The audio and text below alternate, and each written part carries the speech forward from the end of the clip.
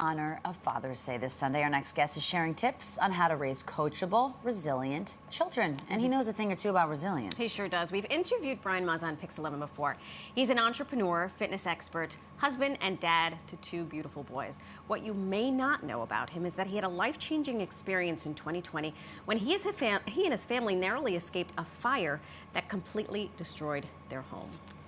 So the experience taught them that tomorrow is never guaranteed and that you should live every day with gratitude. That's right. Brian Mazza, hello and welcome to New York Living. Hello, ladies. How are you? Thanks for having me. So happy to have you. Yeah, so much better now that you're here. We wanted to dive right into it because you, wonderful human being, you come from good stock, a wonderful family. You had this harrowing experience.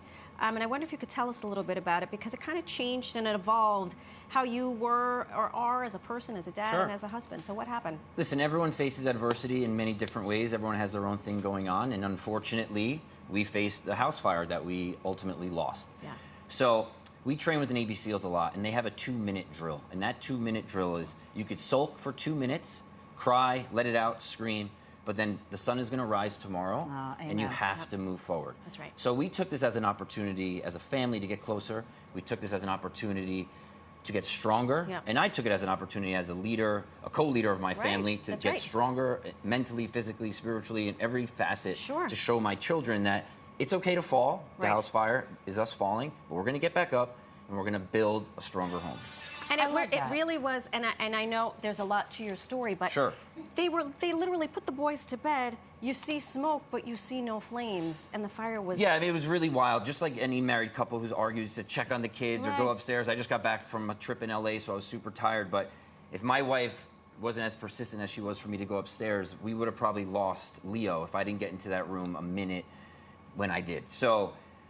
Listen, we had 2 kids that survived. Everyone was fine. So I looked at it like it's a new day. We have to move forward. And that was it. You have to. You have no other choice. No other choice. And you have used this because life is really what you make of the things that happen to you. And it's how, and it's perspective. And looking at it like it's not happening to me, it's happening for me. So you've kind of taken your lemons and made lemonade in that you are now out here preaching how to raise these resilient, coachable kids.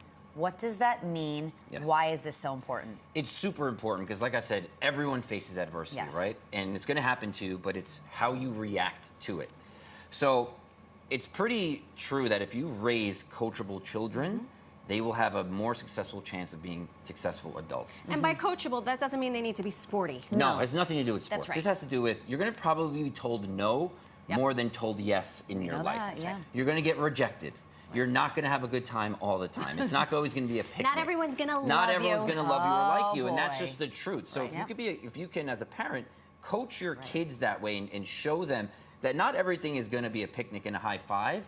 They're going to have a better chance that when they face that adversity down the line, that they can fight through it. So you've created zones. Yes. Talk to us about what each of those zones So there's multiple zones. So we could just talk about last weekend. My 5-year-old participated in his very first triathlon. Wow. So that's the uncomfortable zone, right? So this is something that he's never done before. This is something that he had to ride a bike by himself on a course, swim by himself, and run by himself. How old is he? 5. Oh my gosh. So by doing that, he had to learn how to be uncomfortable. But the key here is to build self-esteem and confidence. So after that, he has totally changed as a 5-year-old. Now he's wanting more challenges, he wants to do more hard things, and that's a very important part of me as a father is making him do hard stuff.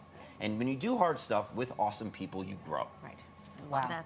I love that so much because one of the things I always like to say, and I tell myself this, is you make no progress inside of the comfort zone. No, all progress and growth is outside of the comfort being zone. uncomfortable. And that leads to the next zone. Yeah, so then we have unconditional love or confidence. Let's talk about unconditional love, right? So when you're there for your children, especially as a father, more fathers have to be vulnerable. We have to hug more, kiss more, and just show that we want to be with them more. So by doing that, it builds self-esteem, and self-esteem builds confidence, and confidence builds successful people. So you have to make sure that it's not about winning and losing all the time. It's about saying, hey, you might not win the triathlon, but just try your hardest. That's right. And that's all I care about. If you don't give 100%, I'm going to be mad. But if you give 100%, doesn't matter what happens. That's right. That's right. And then the kindness zone. We don't need to raise nice kids. We need to raise kind kids. So because it's such kind an important people have self-worth.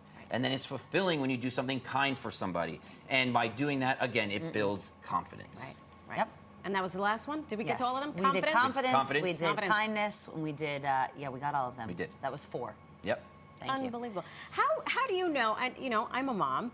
Moms and dads, you know, we come to it differently, right? Sure. As much as I like to think that I've got more testosterone than the average bird, I am a woman. I'm XX chromosome. I wonder how you define success as a father.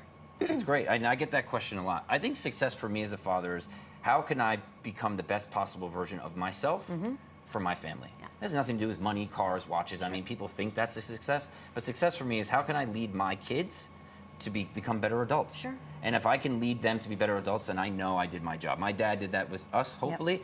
And that was always how he taught me to just be the best person you could be kind. Your word is your bond, and just keep moving forward. All right. Speaking of Speaking dad, of us, Yeah. you know, your brother, he was on the show not too long ago. Joey Bats. That's Joey right. Bats. Home Inspector Joe. Yeah. He was on our show a few weeks ago. He left a message for you that we would like to play No. for you now. Yes. Yep. Take it away. Brian, happy Father's Day, brother. I love you. Continue being that role model that you are. Keep raising those kids the way you're raising them. I love you, brother, man. See you soon. Oh, that was great. Thank you, guys. That was really nice. Brotherly love. Your parents did a good job. They did. Yeah, they're Did a great. good job. Great people. Yeah, Brian, thank you so much Thank for you, joining guys. us. That was lovely. awesome. Look,